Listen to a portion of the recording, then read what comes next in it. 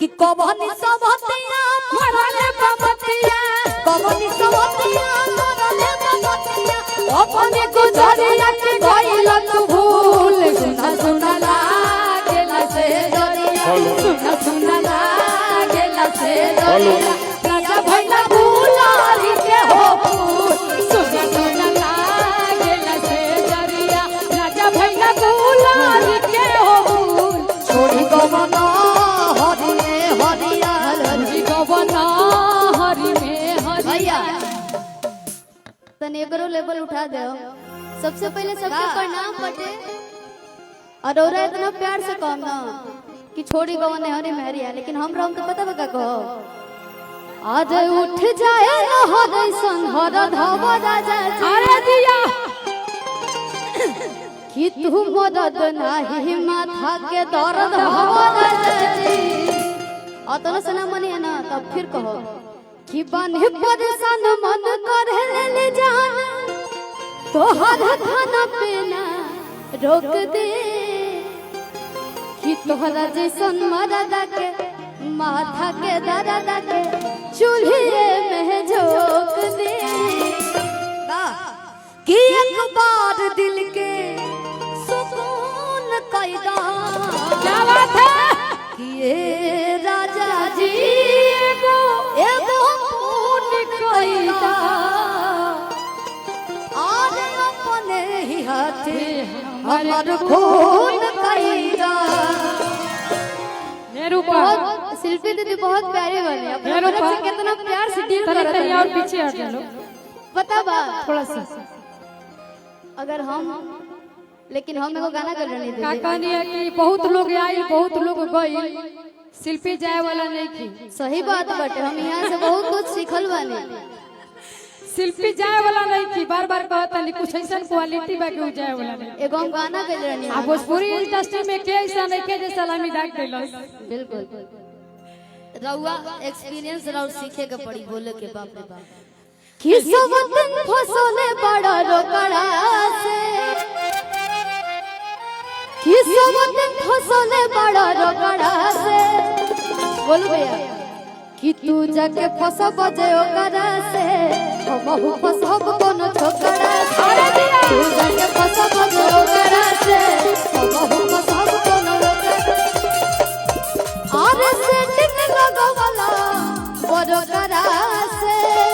एकरा से हिंकरा से अरे सेटिंग लगवला बरोकरा से कि तू जाके फसब जे ओकरा से बहु फसब कोनो छोकरा से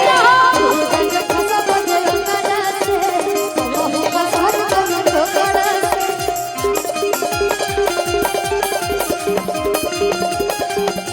राजा जी दिलवा क्या बोलते हैं वो बोतल में भर के वो लगाना आपका बहुत अच्छा है। आई हमने के बड़े भैया थोड़ा सा गा लेना। संजीव जो कि हम संजीव बस वो सुन के चले जाएंगे थोड़ा सा गाना। एक लाइन बस उनका है बोलो भैया अब बहुत बहुत धन्यवाद शिवानी जी आपके बहुत बहुत धन्यवाद। आप खूब आगे बढ़ी खूब नाम करी और एगो बात हम भी कहल के चाहते हैं आशीर्वाद बनल है मंच पर से हम भी एक बात कहल चाहते हैं जब हम इंडस्ट्री में भी ना रहे तब से हम आपके सुनता नहीं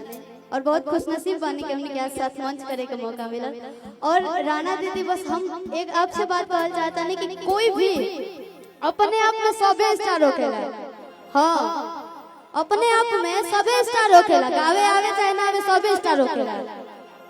का जी काहे से कि शिल्पी दीदी के जगह कोई नहीं खेले सकत ई तो बात माने के बटे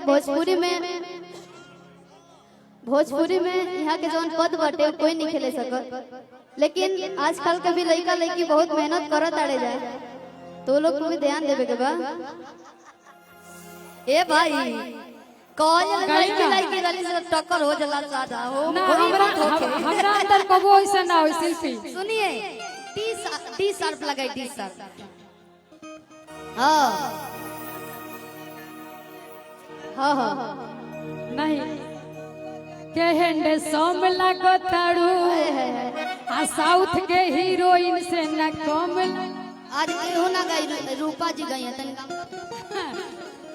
चश्मा लगा के है ने सोम लगता होय देखिए बाप भैया रे के तरफ से बाप। बहुत बहुत रुपए का पहिया लगाया खो गई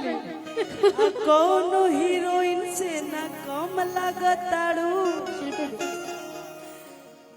तोहरे के क्या दिल बात है? हम दे हबे करे जा तू तो बमला करू। और रूपा जी ये बोलिए कि हमारे तरफ से आपने बहुत अच्छा गाया, हमारे तरफ से आपको इनाम कहा कि बॉडी याद आवे आज पिया के प्यार पाई। क्या बात है? कि रतिया तो रतिया अरे पहाड़ देख भाई कि का कहे हमारा अरे करे जदाल दौर के। अरे जिया कि का कहे हमारा करे जदाल दौर के कि दिलवा ले गइले हो दिलवा ले गइले राजा बोतल में भर के। अरे जिया गइले राजा बोतल में भर के दिलवा ले गइले राजा ले गइले राजा बोतल में भर के। बड़ी अतरावे पिया के प्यार खाई रतिया तो रतिया पहाड़ दिल भाई। बड़ी अतरावे पिया के प्यार खाई रतिया तो रतिया पहाड़ दिल भाई। का कही हमारा सोना न डाल दो